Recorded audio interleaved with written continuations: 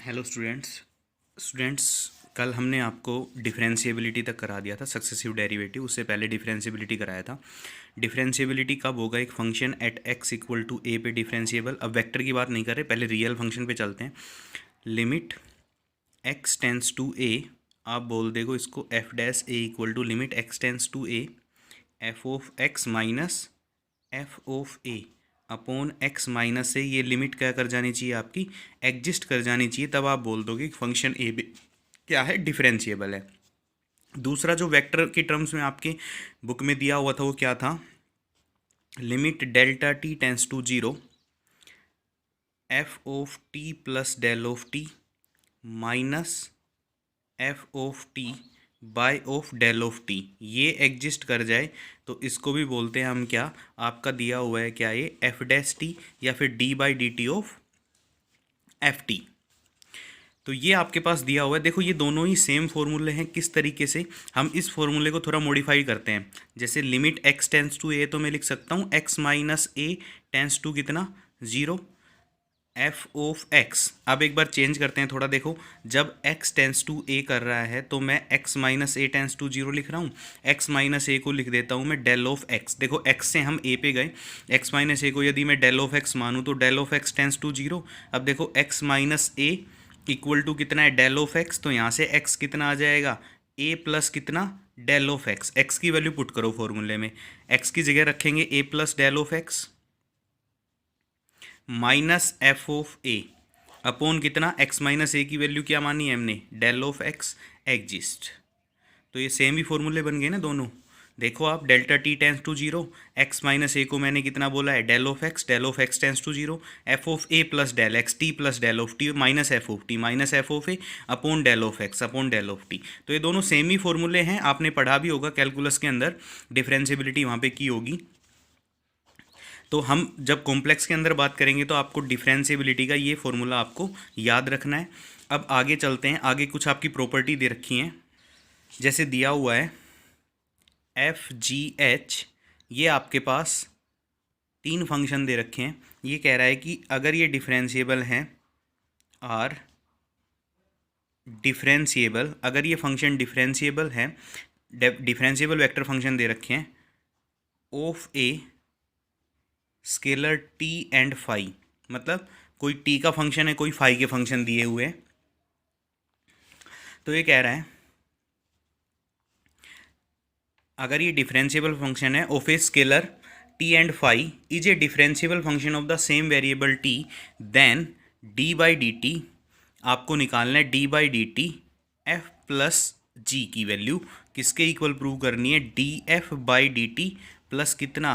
D G by D T. तो किस तरीके से प्रूव करेंगे? देखो डी बाई डी टी आपके पास डिफ्रेंशिएशन दिया हुआ है, एफ प्लस जी किसके इक्वल हो जाएगा? आपको पता है limit delta T tends to कितना? जीरो। ये सेम फॉर्मूला यूज करेंगे, limit delta T tends to zero. अब दो फंक्शन है ना एफ प्लस जी, तो आप क्या करोगे? एफ में plus f plus del of f, और क्या हो जाएगा आपके पास? प्लस जी प्लस, या तो अलग अलग पे कर लो, अलग अलग पे करोगे फिर उन दोनों को ऐड कर दो लिमिट कॉमन लेके, या एक में भी कर सकते हो। कितना हो जाएगा? G plus del of G minus minus कितना आ जाएगा आपके पास? एफ प्लस जी अपोन कितना आ जाएगा? Del of T. या तो देखो ऐसे करो, D by D T of F plus G को आप क्या लिख सकते हो? D F by D T. ये तो प्रूव ही करना है, तो पहले तो हम सीधा खोल रहे हैं एफ प्लस जी को। तो क्या हो जाएगा? एफ में change del of F, G में change del of G minus F plus G. यही तो करते हैं। एफ में change T plus del of T, यहाँ पे एफ है तो F plus del of F minus F of T minus F और प्लस जी दिया हुआ है तो एफ प्लस जी मान लेंगे। अपोन कितना आ जाएगा? Del of T.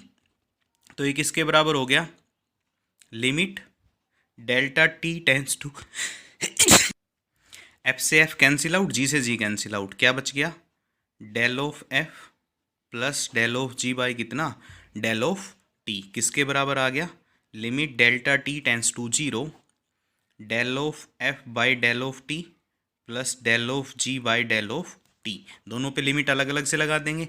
तो एक की वैल्यू क्या होती है D F by D T, दूसरे की वैल्यू क्या हो जाएगी आपकी D G by D T. बस सिंपल सा आपको ये याद रखना है कि सम के ऊपर जब डिफ्रेंशिएशन करते हैं तो वेक्टर फंक्शन के अंदर भी वही रूल रहेगा जो सिंपल डिफरेंशिएशन के अंदर होता है। डिफरेंशिएबल दो फंक्शंस दिए हुए हैं आपके पास, एफ प्लस जी, उनका सम करेंगे, उनका सम करके अगर डेरिवेटिव निकालेंगे तो अलग अलग से ऑपरेट होता है। डिफरेंशिएबल की भी प्रॉपर्टी है, वही आपकी क्या रहेगी, सेम वेक्टर फंक्शन के अंदर रहेगी। उसके बाद नेक्स्ट कह रहा है कि जब भी आप D by D T of F minus G निकालोगे तो सेम फंक्शन हमें पता है कि एफ माइनस जी को करते हैं तो हम अगर वेक्टर फंक्शन ना होता तो डायरेक्ट करते ना D F by D T minus कितना D G by D T. तो वेक्टर फंक्शन में भी वो रूल क्या रहेगा आपके पास, सेम रहेगा। या फिर इसको बोल सकते हो प्लस ऑफ करके minus D G by D T, इस तरीके से लिखोगे ज़्यादा बेस्ट है, D F by D T plus minus of D G by D T. अब इसके बाद आता है, अब देखो दो वेक्टर फंक्शन इनके बीच प्रोडक्ट होगी तो कैसी होगी, या तो डॉट होगी या क्या होगी क्रॉस प्रोडक्ट। तो ये किस तरीके से होगा, वही यू इंटू वी वाला formula, f as it is d ji by कितना हो जाएगा d T plus g as it is d F by कितना आ जाएगा डी टी। इसके बाद d by D T cross product भी सोल्व होगी इसके अंदर, क्रॉस प्रोडक्ट कैसे हो जाएगी, f as it is cross कर देंगे कितना D G by D T plus g as it is cross कितना D F by D T. तो ये आ जाएगा आपके पास F cross D ji by D T plus, एक minute, F cross D F by D T plus उसके बाद जी इसमें क्रॉस में बाद में आएगा D F by D T cross कितना आ जाएगा डी, क्योंकि एफ पहले दिया हुआ और क्रॉस प्रोडक्ट में हम डायरेक्शन चेंज नहीं कर सकते कि एफ से पहले जी ले आए, एफ पहले ही रहेगा क्वेश्चन में। तो एफ पहले D ji by D T, फिर से एफ पहले रहेगा, एफ का D F by D T cross G, क्योंकि फिर अगर हम चेंज करते हैं तो विद माइनस सिंबल चेंज होता है। तो ये हो जाएगा D F by D T cross G. तो ये चीज़ याद रखनी है क्रॉस प्रोडक्ट में कि D F by D T ही पहले आएगा, उसके बाद क्रॉस क्या हो जाएगा जी हो जाएगा, क्योंकि क्रॉस प्रोडक्ट कम्यूटेटिव नहीं होती ना, कम्यूटेटिव नहीं होती तो हम नहीं लिख सकते कि एफ क्रॉस जी किसके इक्वल होता है, जी क्रॉस एफ के इक्वल। ज़रूरी नहीं है ये दोनों क्या रहे आपस में बराबर रहे। इसके बाद नेक्स्ट आता है फोर्थ आपका डी बाई डी टी, यदि फाई फंक्शन के साथ दिया हुआ है एफ वेक्टर तो आपका क्या आ जाएगा, देखो फाई भी क्या है एक स्केलर फंक्शन है तो डिफरेंशिएशन तो इसका भी होगा। तो क्या हो जाएगा, क्वेश्चन के अंदर दिया हुआ था ना कि where t and phi is also a differentiable function of the same variable t, तो ये भी डिफरेंशिएबल है तो इसका भी डिफरेंशिएशन होगा, इसका भी। तो फाई एज इट इज हो जाएगा, पहले क्या आ जाएगा आपके पास D F by D T, उसके बाद क्या आएगा प्लस अब D phi by D T और एफ क्या रह जाएगा एज इट इज। तो ध्यान रखना है कि फाई पहले है तो पहले फाई ही रहेगा। उसके बाद नेक्स्ट क्या दे रखा है आपके पास, ये कह रहा है D by D T of, जब आपको निकालना पड़े एफ जी एच तो क्या हो जाएगा, देखो पहला एफ है तो आप क्या करोगे d F by D T और जी और एच एडी चीज़ स्केलर में plus f h e t, scalar triple product लिखी हुई है ये। अब क्या हो जाएगा d ji by D t h एडी चीज़ प्लस अब की बार एफ और जी एच ई टीज और डी एच बाई कितना आ जाएगा आपके पास डी टी। तो इस तरीके से लिखेंगे where f g h denotes the scalar triple product of F g h. Last formula जब आपके पास ऐसे दिया हो f cross g cross h तो किस तरीके से सोल्व करोगे, ये आ जाएगा आपके पास D F by D T cross, पहले एफ का ही होगा G cross H H is, उसके बाद अब एफ आपका पहले ही रहने वाला है हमेशा, cross product is not commutative so F की पोजीशन को हम चेंज नहीं कर सकते, इनटू क्रॉस कितना हो जाएगा एच प्लस अब की बार एफ और अब की बार एच का होना है तो जी एच इट इज पहले ही रहेगा और एच आपका कहाँ चला जाएगा बाद में। तो ये हो जाएगा G cross D H by D T. तो ये फॉर्मूले दे रखे हैं आपके पास, ये फॉर्मूले आपको याद करने हैं। इन फॉर्मूले की हेल्प से हम क्वेश्चन को सोल्व करेंगे। जब भी आपके पास क्वेश्चन दिया होगा एफ की वैल्यू कुछ दे देगा, जी की वैल्यू, एच की वैल्यू और उनकी क्रॉस प्रोडक्ट का हमने क्या निकालना है, डिफ्रेंशिएशन निकालना है। तो ध्यान रखना है, बस क्रॉस में ध्यान रखने वाली बात ये है कि जब क्रॉस प्रोडक्ट हम कर रहे होंगे तो क्रॉस प्रोडक्ट में जो पहले लिखा हो उसको हम हमेशा पहले ही लिखेंगे हर एक बार। जैसे एफ पहले लिखा D G by D T, अब ये नहीं है कि एफ, अब एफ पहले हो चुका तो अब एफ का होगा, तो पहले एफ का ही होगा इनटू जी लिखा जाएगा, ये नहीं लिखेंगे जी cross D F by D T. इसी तरह यहाँ पे हमने किया एफ पहले, तो एफ पहले ही रहा है, दूसरे वाले में भी एफ पहले ही रहा है, तीसरे वाले में भी एफ पहले ही रहा है ना, हमने जी की पोजीशन चेंज करी ना ही एच की, बस डेरिवेटिव अपने आप मूव करता रहेगा, पहले वाले में पहले में, दूसरे वाले में दूसरे में, तीसरे वाले में थर्ड नंबर पे चला जाएगा। इसके बाद कह रहा है derivative of function of a function, मतलब किसी फंक्शन के डिफ्रेंशिएशन का, आपका कोई फंक्शन दिया हुआ उसके फंक्शन का डिफ्रेंशिएशन करना है। जैसे मान लिया आर आपके पास कोई भी डिफरेंशिएबल फंक्शन दिया हुआ है, आपके पास वेक्टर फंक्शन, और आपसे कह दे किसका फंक्शन दिया हुआ है, of a scalar variable, of a scalar variable S, और एस भी क्या दे दिया, एक डिफरेंशिएबल फंक्शन दे दिया, किसका, स्केलर वेरिएबल टी का, मतलब आर एस का फंक्शन है, एस टी का फंक्शन है, तो हमने एक फंक्शन के फंक्शन का डिफरेंशिएशन निकालना है। तो कैसे निकलेगा, D are by D T जब निकालोगे तो क्या हो जाएगा आपके पास, D are by D T कैसे आ जाएगा, देखो आर का स्केलर वेरिएबल के रेस्पेक्ट में होगा और स्केलर वेरिएबल का किसके रेस्पेक्ट में हो जाएगा, टी के रेस्पेक्ट में, तो इस तरीके से निकल जाएगा कि आपके पास D are by D T. उसके बाद आता है आपका कांस्टेंट वेक्टर। कांस्टेंट वेक्टर क्या होता है आपका, a vector is said to be constant vector if both its magnitude and direction are fix and do not change. Constant vector क्या हो जाएगा आपके पास, कांस्टेंट वेक्टर बोलेंगे किसको, कि कोई भी वेक्टर है, मान लिया आर वेक्टर आपके पास है, यदि इसका मैग्नीट्यूड और डायरेक्शन दोनों की दोनों फिक्स हैं, चेंज नहीं होंगी, तब आप बोलोगे क्या कि ये कैसा वेक्टर है, कांस्टेंट वेक्टर है। जैसे एफ वेक्टर आपके पास दे दिया 2 of I plus 3 of J minus 4 of के, अब इसकी डायरेक्शन तो यही रहने वाली है, आई की तरफ 2, जे की तरफ 3 और के की तरफ क्या, माइनस ऑफ 4। इसका मैग्नीट्यूड निकालेंगे तो क्या आ जाएगा आपके पास, अंडर रूट 2 का स्क्वायर प्लस 3 का स्क्वायर प्लस माइनस ऑफ 4 का स्क्वायर, किसके इक्वल आ गया, अंडर रूट 29। इसका मैग्नीट्यूड भी 29 आएगा हमेशा, क्योंकि ये तो चेंज ही तो होने वाले नहीं है, 2 3 4 तो कांस्टेंट है, ये चेंज तो होंगे नहीं, तो इसका मैग्नीट्यूड क्या आएगा, अंडर रूट 29। तो मैग्नीट्यूड भी फिक्स है, डायरेक्शन भी फिक्स है, तो एक ऐसा वेक्टर है, एक कांस्टेंट वेक्टर है।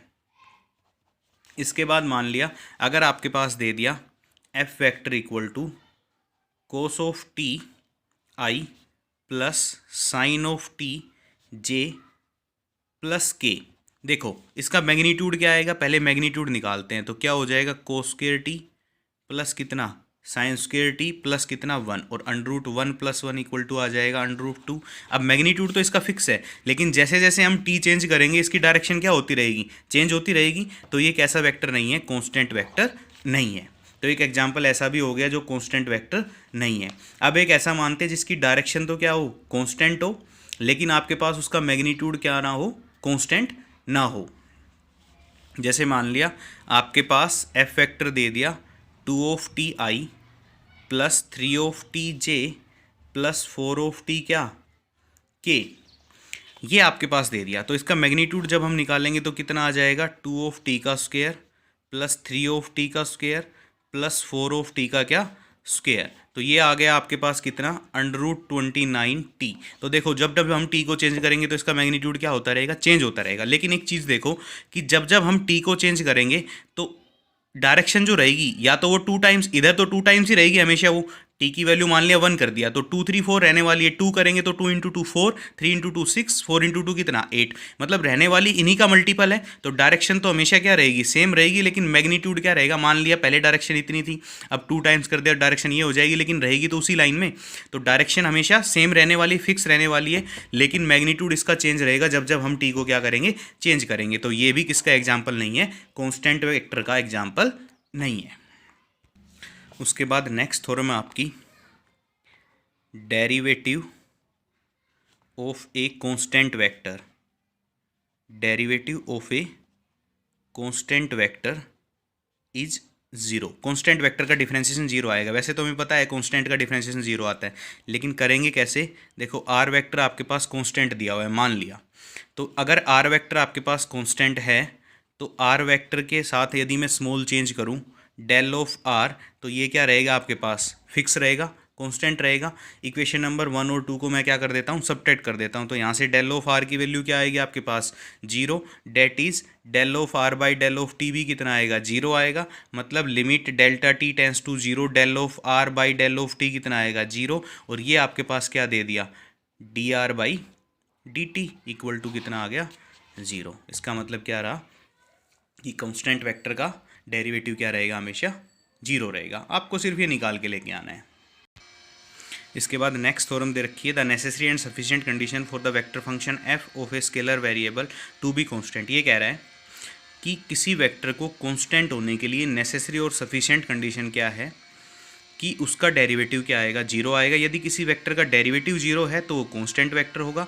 और यदि एफ आपके पास क्या दे रखा है, कांस्टेंट दे रखा है, तो उसका डेरिवेटिव पक्का क्या आएगा, 0 आएगा। फर्स्ट हम मानते हैं कंडीशन इज नेसेसरी, मतलब आपके पास हमने मान लिया कि वेक्टर कांस्टेंट दिया हुआ है, कांस्टेंट वेक्टर दिया हुआ है, तो हमने मान लिया एफ वेक्टर दिया हुआ है f1i plus f2j plus f3 k, where f1 f2 f3 are free from t. T से फ्रॉम फ्री इसलिए कर दिए क्योंकि अगर इनके अंदर टी होता तो ये कांस्टेंट नहीं होते, f कांस्टेंट है तो ये टी से फ्री रहेंगे। तो टी के रेस्पेक्ट में जब f1 f2 हमने किया था ना कि डिफ्रेंशिएशन करने के लिए क्या करना पड़ेगा हमें, हम इनके जो कोफिशिएंट है आई जे के उनका डिफ्रेंशिएशन कर लें, जो वैल्यू आएगी वही किसकी आती है, एफ वेक्टर। अगर ये डिफरेंशिएबल है तभी एफ डिफरेंशिएबल होगा, अगर एफ डिफरेंशिएबल है तो ये तीनों कोफिशिएंट भी क्या होंगे, डिफरेंशिएबल होंगे। अब ये टी से फ्री है तो टी के रेस्पेक्ट में इनका डेरिवेटिव कितना आएगा, 0। तो d F by D T की वैल्यू क्या आ गई, 0। इसका मतलब D F by D t 0, अपनी कंडीशन प्रूव हो गई। इसके बाद कंडीशन सफिशिएंट, हमने D F by D T को क्या मान लिया, 0 मान लिया। Suppose f1t f2t and f3t are components of f, then we can write f को लिख सकते हो f1ti plus f2tj plus f3tk। तो df बाई dt की वैल्यू क्या हो जाएगी, f1 का t के रेस्पेक्ट में प्लस f2 का t के रेस्पेक्ट में प्लस f3 का t के रेस्पेक्ट में। इक्वेशन नंबर 2 बन गई। अब D F by D T की वैल्यू 0 पुट कर दो तो आपके पास कितना आ गया, D F by D T i plus D F by D T D f two by D T j plus D f three by D T के equal to 0 vector. 0 vector को लिख सकते हो 0 आई प्लस 0 जे plus 0 के। Compare करो coefficient आई j k, तो d f one by D t 0, d f two by D t 0, d f three by D t equal to 0। अब f1 f2 f3 इसका मतलब कॉन्स्टेंट, सारे कॉन्स्टेंट है तो f आपका क्या रहेगा, कॉन्स्टेंट वेक्टर फंक्शन। तो ये हो गया प्रूव। यहाँ तक आपने करना है, नेक्स्ट हम कल करेंगे।